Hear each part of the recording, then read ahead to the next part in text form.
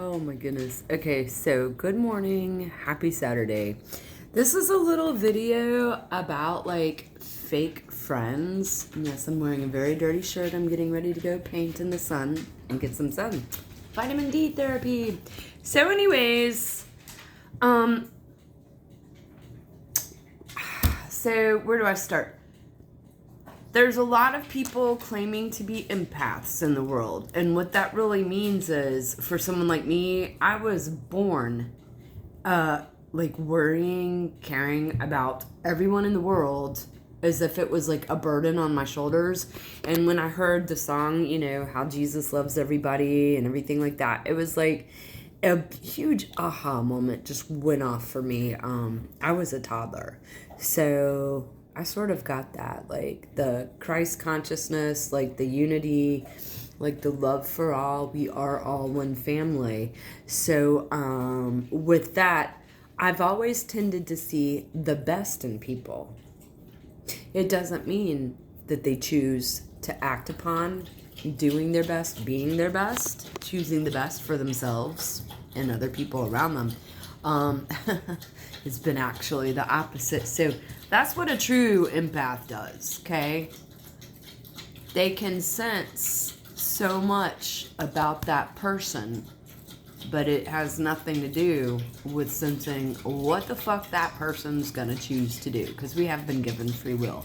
So with that preface, it's like there's a lot of scammers in the world. There's a lot of desperate people that are not like using their brains, their noodle, and thinking like, wow, how can I get in the game of life and like make things happen for myself through rolling up my sleeves and applying myself and like working hard.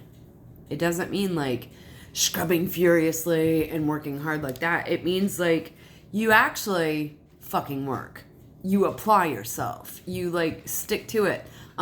My dad used to gaslight me because he's a narcissist. Sorry, Dad, if you're listening, you already know, you know. And when I was younger and I would get great things accomplished, he would be like, "Oh my God, that's like being man. Yeah, it's being manic." And it's like, no. I mean, we all see people busting their asses on jobs, and that's what you have to do sometimes. You have to bust your ass, and if it takes 20 minutes, it takes 2 hours, it takes 2 days. You keep working hard and getting it done, making progress, being productive, getting somewhere. So there's a lot of people that will come into your life, and as you're trying to make your own progress in your life, they will say snide little things, little put downs, little remarks. Like the other day, I like to wear dresses. I don't always look like shit, but I'm about to do some housework, yard work, so yeah, I look like shit. But my friend was like, "Oh my God, why are you dressed up? Why are you wearing a dress?" And I was like, I had on lipstick and I was clean, you know, and had my hair brushed. So it was like, and it's like, it's a polyester like rayon. It's like a polyester dress that was like $18. It is like in a 50s style, so yeah, it's like you feel like I'm a lady now, sort of. But it's very summer appropriate. So I was like, what the fuck? Like, I'm 54. Why do I have to rationalize to someone what I'm wearing? Like, why am I getting chastised for looking nice? And I wasn't even like looking that nice. I was just like very clean, decent looking. It was just like, so it's like, let's flash forward to another example of another friend. So this friend was like, yeah, lately I've been going out like after work. He gets off work at 11. Well, I've been staying in. Either I'm working my ass off, doing my Airbnb, cleaning from that, doing something in the yard, some kind of project, some kind of life project and work, and going forward. And I have all these like invisible conditions, chronic illnesses. So, I don't claim that I'm sick though. You know, I'm healing all the time, getting better all the time, stronger all the time. But it's like I spend a lot of time resting because you heal the most when you rest. And when you live in like a bunch of pain, then sometimes you need to rest a lot because it helps more. So anyways, my friend, I was like, oh my God, please let me know. And I've asked like 3 or 4 or 5 times, like, please let me know, I'm dying, I need to get out and socialize more. I'm 54 and I feel like if I blink, I'm gonna be 64. And going out like that, it'll be like, who's this old lady out here? What the? We've all seen the old lady at the places that's like obviously alone and trying to get out and make new friends and stuff. So I already feel like that old lady. No offense, old people. No offense. Growing old is a privilege and a punishment. So, but my friend was like, oh my God. He didn't say that. I say that. And I make horrible impressions. And it's like I'm mocking people. It just is what I do. It just is. Because I'm angry. And hurt. It's from hurt. But he really hurt me when he was like, you need to be home at 11 and sleeping. And I was like, you work with hospice stuff. So, like, don't you tell those people, like, when you feel good, get out and get some fresh air. See all the people that can possibly show you love and support and kindness and connection. So, like, but why? I was like, are you working for my dad? Are you my dad's new minion? Why do you want me stuck in the box and, like, not getting out and socializing? My friends have a theory that he might have a little crush on me, so he's trying to cock block me. Like, he can get out and have his mimosas and go flirt and make his little new dates with chicks that he meets. But, like, I'm not supposed to get out at all. Like, what the fuck? So, I'm going back to how I was, where I like to go see music by myself. Because I can dance, I can do what I want to, I can leave when I want to. Don't have to deal with anybody's bullshit.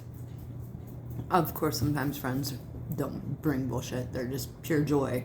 So, but a lot of those friends have died or they live in other countries. Or because I chose to not become vaccinated, I lost a lot of friends. Oh, and now Fauci and all that, all the investigations, I'm loving it, but nobody's come to say, I'm sorry, Charlotte. I'm sorry that the health decision you made for you wasn't so wrong after all. So this message is like, when people bring those little snide remarks, like, oh my God, I had genie hair. I did my genie hair one day and had 2 braids. I have really long hair. I don't know what to do with it all the time. And my friend John was like, oh my God, I would never wear over the top hairstyle. And it like came out of nowhere. So we're sitting at lunch and I'm like, what the fuck? Are you talking about me and my hair, John? Is that a little remark again? Because I guess it was a lunch place full of men. Maybe they were like looking at my hairstyle. Was that Dream of Jeannie? I Dream of Jeannie girl? Pretending to be? Whatever. I'm trying to be silly. I'm not silly. I'm just like not. It's been a week of anger, frustration, and you know what? I'm letting go. All these negative people, if you're going to ask me, why am I wearing a dress? We don't need to have any kind of conversation. And if somebody wants to tell me, you need to be asleep at 11, but I lose a lot of days from not feeling good and feel like I'm living half my life in my bed anyways, no, that's not a friend. Friends encourage you. Friends tell you to get out there and do things. They say, you go, girl. Oh my God, that's awesome. You're trying to dress like an adult and damn, you pulling it off. I'm glad you're comfortable. That's cool. I may not be comfortable, but kudos to you. Not snide remarks. So these snide remark people, they're fake friends. They're not your friends. Every now and then, you know, I will make a joke that sort of like put somebody down like with them, but we have like a lot of history and they know that there's a lot of like love and care and respect. So every now and then, like a little improper joke. But no, people that joke all the time and put you down all the time, those are fucking assholes and not your friends. I'm gonna go have a great weekend now, and I have God and I do have people that love me. And I'm going to make more of an effort to connect with those people. And if I don't make much of an effort to do that, it's okay, because there's goals, there's life, and there's vivaciousness. And I got that. Because if you stay stagnant, you don't grow and you don't go. and you don't bloom, and then boom, life is over. Fuck that.